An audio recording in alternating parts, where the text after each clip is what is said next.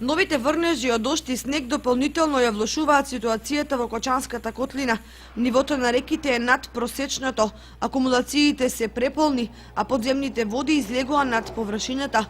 Па секоја капка дожд е нов проблем за земјоделците, но и за сите кои на еден или друг начин се загрозени од поплави и влага.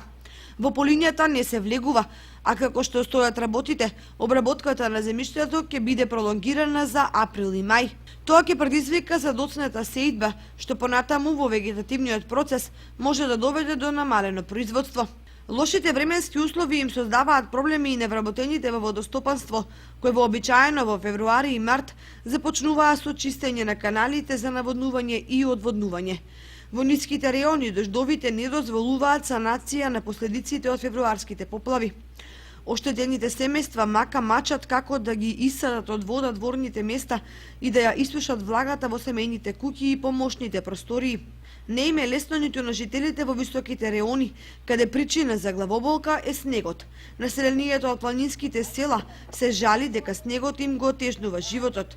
Пороите предизвикаат сериозни оштетувања на патиштата, па комуникацијата со градот се одвива отежнато. Поради сето тоа, сите со интерес ги следат прогнозите на метеоролозите, кои затоплување најавуваат дури за наредната седмица.